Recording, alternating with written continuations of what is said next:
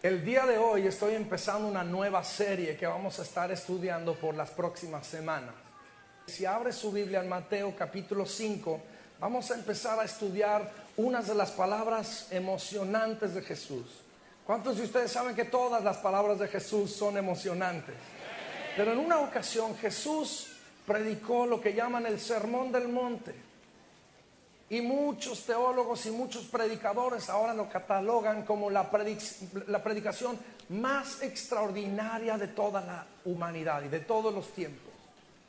Es una enseñanza muy práctica, la enseñanza del Sermón del Monte. Es un sermón práctico sobre cómo vivir la vida cristiana. Jesús nos dio ejemplos prácticos de cómo nosotros podemos vivir una vida cristiana frente a la sociedad. Es un sermón muy práctico de cómo tratarnos entre nosotros mismos. Es un sermón muy práctico, pero es muy interesante que Jesús comienza su mensaje hablando de actitudes y lo que llamamos muy comúnmente las bienaventuranzas. Si usted estudia un poco acerca de las bienaventuranzas, se va a dar cuenta que son 8 actitudes que nos ayudarán a vivir nuestra vida mejor.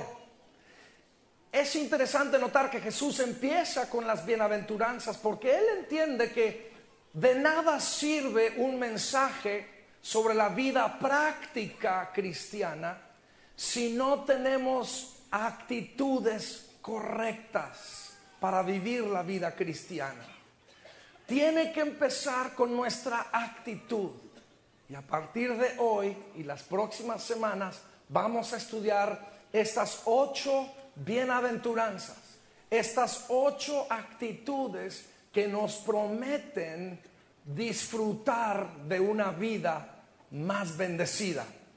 Así que yo quiero que tomemos el tiempo. Mateo capítulo 5, yo voy a empezar a leer desde el versículo 3. Y como seguro tenemos muchas diferentes traducciones o versiones de traducciones, yo quiero que usted escuche y me siga ahí en su Biblia mientras yo leo estas 8 bienaventuranzas que nos dejó nuestro Señor Jesús. Bienaventurados los pobres en espíritu, porque de ellos es el reino de los cielos. Bienaventurados los que lloran, porque ellos recibirán consolación. Bienaventurados los mansos, porque ellos recibirán la tierra por heredad. Bienaventurados los que tienen hambre y sed de justicia, porque ellos serán saciados. Bienaventurados los misericordiosos, porque ellos alcanzarán misericordia. Bienaventurados los de limpio corazón, porque ellos verán a Dios. Bienaventurados los pacificadores, porque ellos serán llamados hijos de Dios. Bienaventurados los que padecen persecución por causa de la justicia, porque de ellos es el reino de los cielos. Yo les quiero dejar un desafío. Mi familia y yo durante estas semanas vamos a aprendernos estas bienaventuranzas por memoria. Y me gustaría invitarlos a cada uno de ustedes que también durante estas semanas, cada semana tome una de estas bienaventuranzas y apréndenselas como familia, para que al final de nuestro tiempo de estudiar las bienaventuranzas las podamos decir de memoria. Y qué interesante sería decirlo de memoria todos juntos en voz alta. El día de hoy voy a empezar con la primera bienaventuranza. Bienaventurados los pobres en espíritu, porque de ellos es el reino de los cielos. Quiero explicarles qué quiere decir esto de pobres en espíritu. El ser pobre en espíritu no quiere decir que usted es un miserable pecador que no alcanza la gracia de Dios. Ser pobre en espíritu no quiere decir que usted es un subcristiano inferior a todos los demás cristianos que tiene que estar rascándose para poder recibir la misericordia de Dios. Eso no tiene nada que ver con ser pobre en espíritu. Cuando Jesús utiliza la frase pobre en espíritu, se está refiriendo a una persona que demuestra y que vive una vida de humildad. Esta frase pobre en espíritu es simple y sencillamente otra manera de decir humilde.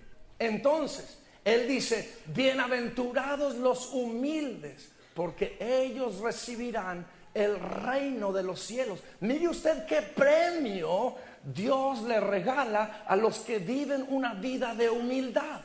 Nada más y nada menos que el reino de los cielos. Es decir, toda su gloria, toda su riqueza, toda su abundancia, todo el bien del Señor es prometido a aquellas personas que viven una vida humilde. Ahora tendríamos que entender qué quiere decir humildad para poder saber cómo vivir una vida en humildad. Y para poderlo entender, primero quiero decirles lo que no es la humildad. Tenemos que entender que la humildad no es tener una posición económica inferior. La humildad no tiene nada que ver con el dinero. No tiene nada que ver con que si usted tiene poco dinero o tiene mucho dinero. Porque muchas veces, especialmente en América Latina, cuando nos referimos a personas que no tienen dinero, decimos es que son muy humildes. Y es una frase que utilizamos como para describir su posición económica. Pues la humildad bíblica no tiene nada que ver con economía ni con dinero. Yo conozco mucha gente muy pobre en cuanto a dinero se refiere, pero que son muy orgullosos en cuanto a actitud se refiere. Y de la misma manera conozco mucha gente muy adinerada y que tienen millones de dólares en el banco, pero que tienen un corazón humilde, tremendo. La humildad no tiene que ver con cuánto dinero tiene usted o no en el banco. La humildad es mucho más profundo que eso. La humildad tampoco, número 2, tiene que ver con una posición emocional inferior. No es darse golpes de pecho y decir, no, pues es que no soy nadie y a mí nadie me quiere. Y soy el gusano de Jacob que se arrastra sobre la tierra. Ay, ay, ay, uy, uy, uy. Y hay mucha gente ayayando y uyuyando por todos lados. Y quizá tengan ellos su rostro así en tierra y su mirada toda cabizbaja porque la tienen ya muy estudiada. No, pues es que yo no soy nada y pues usted sabe, ¿no? Y usted sabe cuando eso es genuino y cuando no lo es. Y muchas veces hemos visto gente que tiene la cara toda demacrada y que no se lavan la boca. Iba a decir, no se lavan la boca, bueno, tampoco se lavan la boca. Ni se bañan, ni están así todos demacrados, pero traen adentro una altanería y un orgullo. ¿Por qué? Porque la humildad no tiene que ver con alguna posición emocional inferior. Ay de mí, qué agonía ser mal querido. Aleluya.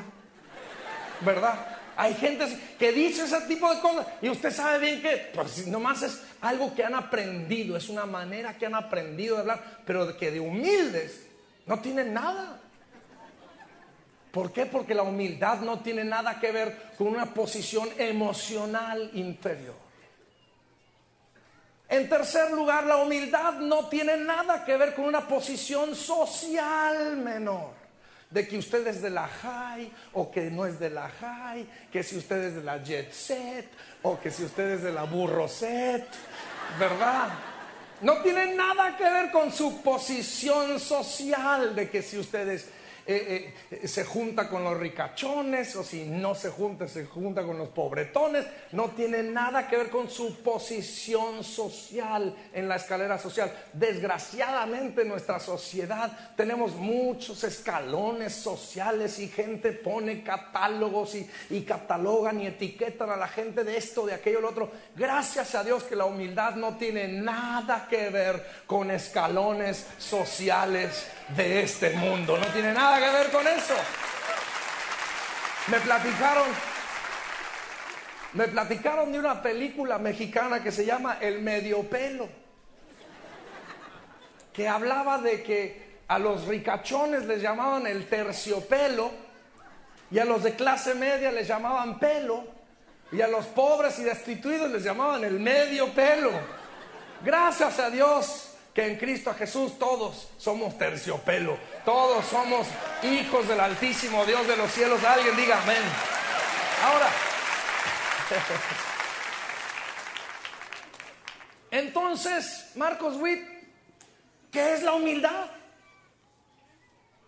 Muy sencillo, y qué bueno que me preguntó, porque ahora le voy a decir. La humildad número 1 es reconocer que no puedo hacer nada sin Dios en mi vida. Por ahí se tiene que empezar. Se tiene que empezar reconociendo que sin Él nada puedo hacer. Escriba este versículo en Juan capítulo 15 verso 5. Apréndaselo de memoria, recuérdeselo cada vez, póngalo por ahí en el refrigerador o en el espejo o en alguno de esos lugares que usted frecuenta. Recuérdese una y otra vez, dígalo en voz alta conmigo: sin Él nada puedo hacer. Jesús dijo: sin mí nada puedes hacer. Yo soy la vid, ustedes son los pámpanos. Si usted está en la vid y usted está chupando vida de Jesús y usted está bien injertado en la vid y Él le está dando a usted su vida, usted puede hacer todo. Podemos tomar esta misma frase, la podemos voltear al revés y dice: con Él todo lo puedo hacer. Con Él somos una mayoría, usted y yo. Con Él usted y yo podemos tomar tierras, conquistar naciones, podemos ir a la cima, podemos hacer todo lo que se nos ocurre, porque Él es todopoderoso y en Él yo puedo hacer todas las cosas. Usted y yo, sin Él no podemos hacer nada. Eso es lo primero. Tenemos que primero decir: auxilio, no soy perfecto, necesito ayuda. Ahora, para algunos es muy difícil decir no soy perfecto. Dicen no soy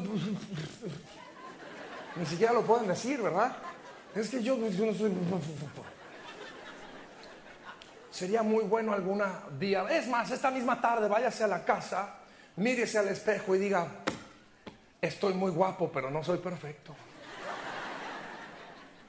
Y dígale: Señor, te necesito. Es más, dígalo conmigo ahora mismo: Señor, te necesito. Me haces mucha falta.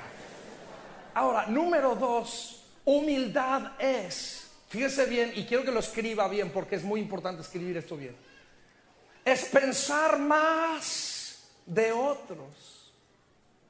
Es pensar más de otros sin pensar menos de mí. Esto es muy bueno. Es pensar más de otros sin pensar menos de mí. Escriban este versículo, Romanos capítulo 12, versículo 3. Romanos 12, verso 3. Dice que no tengas más alto concepto de ti mismo que el que debes tener. Diga conmigo: debo tener un concepto de mí. No tiene que ser muy alto, ni tampoco muy bajo, ni muy, ni tan, ni fufú, ni fafá. Tiene que estar ahí en el lugar. Ni mucho más de lo que debe ser, ni menos. Hay una gente que piensa que es la escoria del mundo, que es el polvo de la tierra, que son las moscas de la atmósfera y que andan, que nomás viven en esta tierra para traer lástima y viven sus vidas con esa mentalidad de dar lástima y pobre de mí. Dios necesita cambiar nuestra mentalidad. Dios quiere que usted sepa que usted es especial. Usted es creación de Dios. Dios nunca ha creado basura y usted es una creación de Dios. Por eso usted es maravilloso, usted es hermoso, usted es bello. ¡Ey! Si va a aplaudir, aplauda bien, hombre. Si no, no aplauda. Mire, dígale a la persona que está a su lado: usted es precioso. Ahora de repente alguien dijo: amén.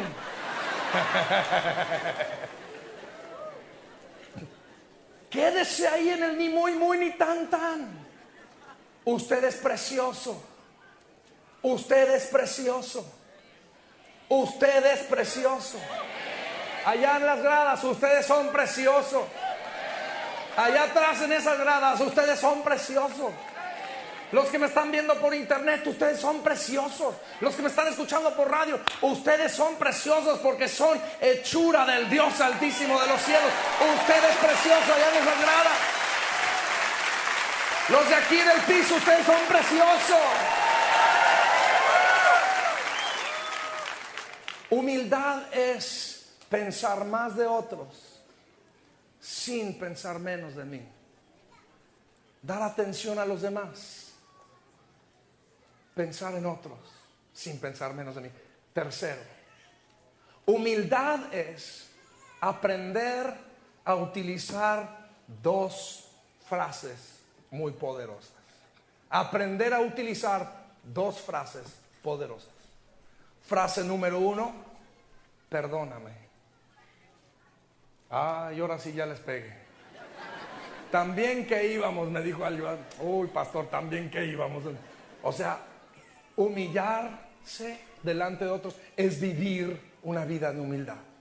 El ir con alguien y decir, perdóname, cometí un error, necesito que me perdones. Apunten este versículo, Salmo 51, versos 17. El corazón contrito y humillado, Dios no lo menospreciará. La Biblia está llena de ejemplos donde hombres y mujeres fueron y pidieron perdón y Dios les dio una nueva vida, les dio una nueva oportunidad, simplemente porque se humillaron. El rey David, Saulo de Tarso, era un hombre que mataba a los cristianos y Dios lo perdonó y lo convirtió en el gran apóstol Pablo. María Magdalena era una prostituta que de repente vino y pidió perdón y Dios la levantó y hasta el día de hoy la recordamos con afecto. Grandes historias. El hijo pródigo en el Nuevo Testamento fue y pidió perdón y Dios lo perdonó. Oh, mi querido amigo, si usted y yo pudiésemos aprender a decir esa frase poderosa, perdóname, distinta sería nuestra vida. La vez que usted está en ese pleito con su cónyuge, cuando alguno de ustedes le diga al otro, perdóname, ¿cómo cambia eso de repente? Cuando usted se está peleando con sus hijos y usted simplemente se humilla. Muchas de las veces los papás queremos, no, pues es que mi hijo me tiene que ir a pedir perdón a mí. Bueno, la Biblia dice que el más maduro de ustedes dos es el que va a pedir el perdón. Quiero saber quién es. También que íbamos, pastor. Uno de los ejemplos más extraordinarios que tengo yo en mi vida es cuando mi papá una vez vino conmigo y se arrodilló por un error que había cometido. Yo tenía 12 años de edad y se arrodilló para pedirme perdón. Casi me quería morir de la vergüenza. Pero él reconoció su error, se arrodilló y dijo, hijo, perdóname porque cometí un error. Lo que pasa es que me había dado una tunda en la parte inferior posterior que había sido injustificada. Desafortunadamente la tunda no me la pudo quitar, ¿verdad? Los fajazos ya cuando están dados, pero usted no sabe cómo tocó él mi corazón cuando se arrodilló y me pidió perdón. Uy, si usted y yo pudiéramos aprender a decirle perdón a las personas que nosotros hemos insultado, o a perdonar a aquellos que nos han insultado. Cuando estamos en el freeway y de repente vienen y se meten aquellos prepotentes, altaneros, orgullosos que piensan que son más importantes que uno. Y en lugar de andarles sonando el claxon, de decir, hey, te perdono, mijo, pásele, no quiere entrar otro.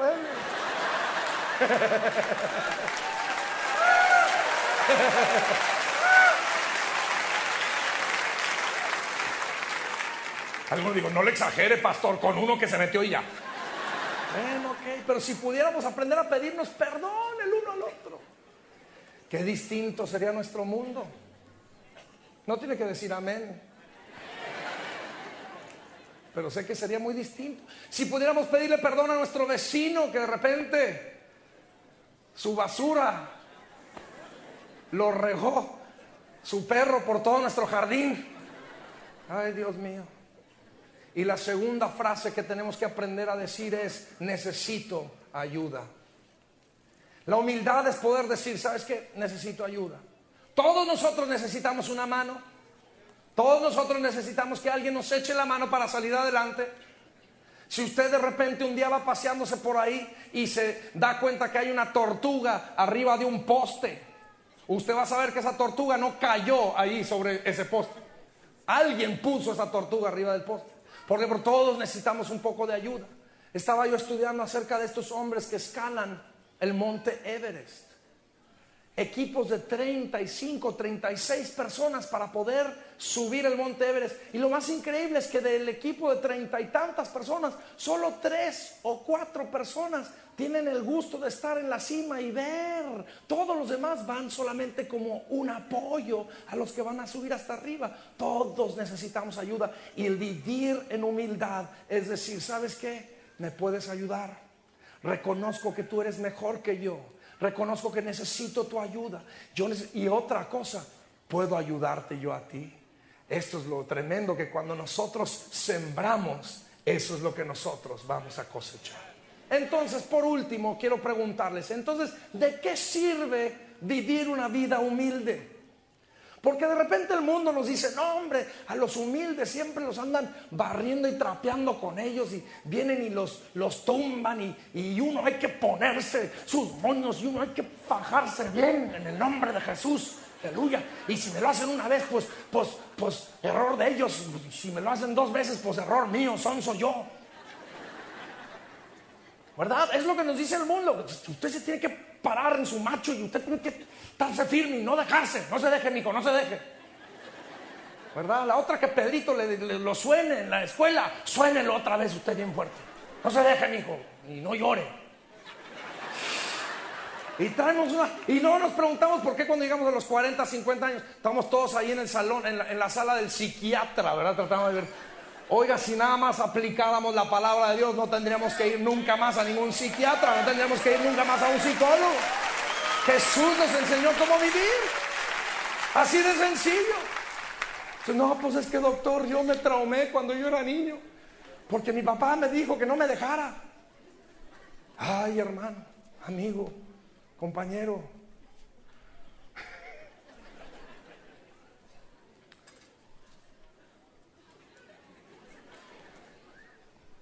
vivir una vida humilde sirve para varias cosas.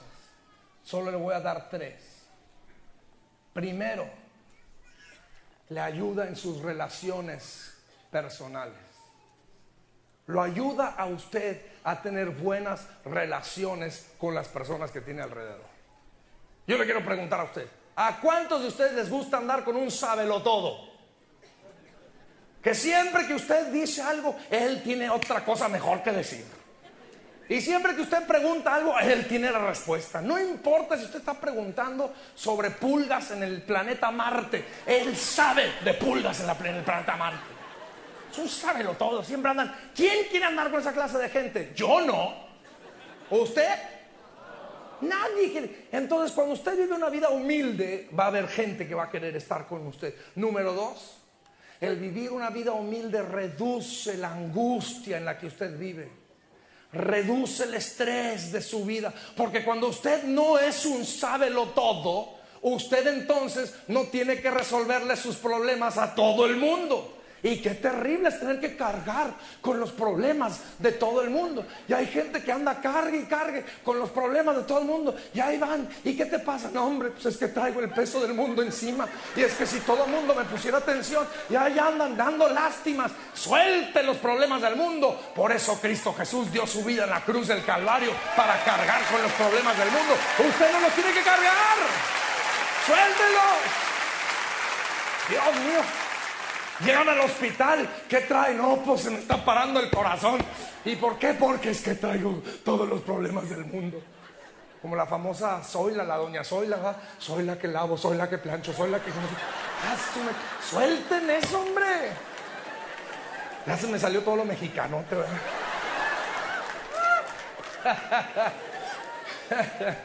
Y por último, la humildad. Oh, mi querido hermano, si no recordó nada de todo lo que dije esta tarde, acuérdese de esto. La humildad desata el poder de Dios en nuestras vidas. La humildad desata el poder de Dios en nuestras vidas.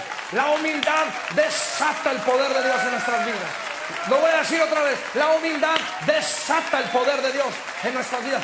Escriba este versículo, Santiago capítulo 4, verso 6. Santiago capítulo 4, verso 6. Dice: Dios resiste a los soberbios, pero Él da gracia a los humildes. Yo pedí que Efraín me ayudara con este ejemplo. Quiero que vean, este es Efraín. Especialmente las hermanas, vean, él es Efraín. Vamos a hacer una subasta con Efraín. A ver quién da más.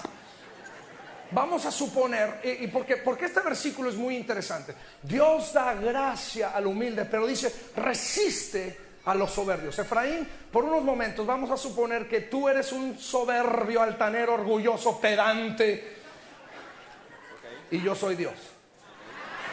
Es un ejemplo.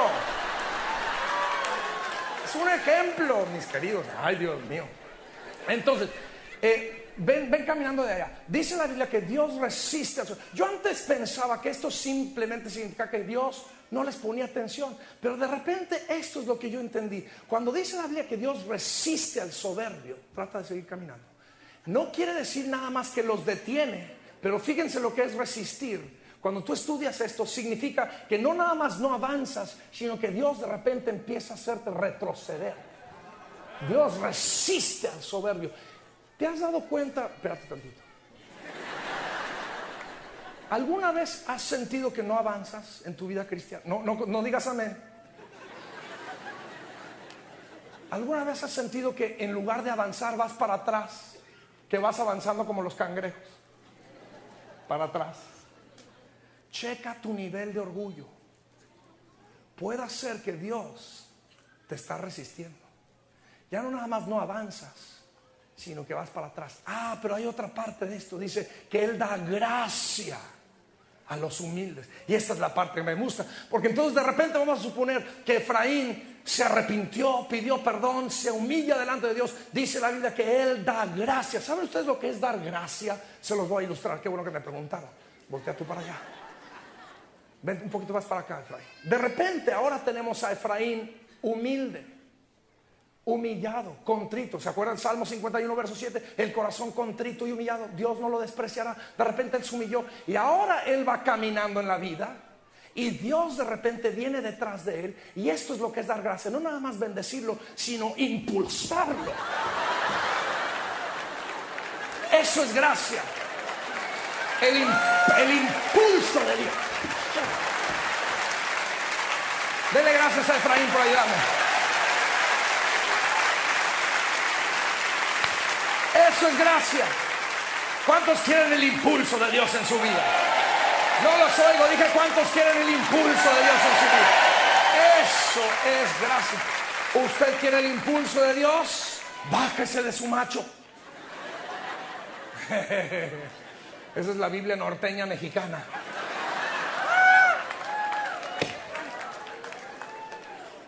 Bájese de su sillón de trono y humíllese. Mire lo que dice Santiago capítulo 4 verso 10. Y con este versículo termino esta tarde. Humíllense delante del Señor y Él los enaltecerá. Levante sus dos manos al cielo si es tan amable. Dígale: Señor, ayúdame, escudriña mi corazón. Quiero saber si tengo un más alto concepto de mí que el que debo tener. Quiero honrarte con mi vida, Señor. Quiero tener tu gracia. Ahora no baje sus manos, por favor. Padre, en el nombre de Jesús, yo te pido que esta palabra cae sobre buena tierra. Yo te pido, Señor, que esta palabra fructifique en nuestras vidas y que al salir de aquí esta tarde, Señor, nosotros podamos caminar con tu humildad, con tu gloria en nuestras vidas, para poder nosotros recibir el premio que se llama el reino de los cielos. Bendice a cada uno de mis hermanos y mis amigos que están aquí esta tarde, y que esta palabra, Señor, produzca fruto en nuestras vidas. En el nombre de Jesús. ¿Usted recibe esta palabra esta tarde? Qué bueno, muchas gracias. Yo les voy a pedir que se pongan de pie conmigo si son tan amables. Y antes de salir, hay una pregunta que tengo que hacer. Les voy a pedir que nadie se mueva de su lugar por unos 5 minutos más. No nos vamos a tardar, pero hay una pregunta de suma importancia que tengo que hacer antes de que nos vayamos. ¿Está usted en paz con Dios? Esa es la pregunta. ¿Tiene usted paz con Dios esta tarde? Si por alguna razón usted en los próximos 5 minutos tuviera que enfrentarse al Dios de los cielos, ¿está usted a cuentas con Dios?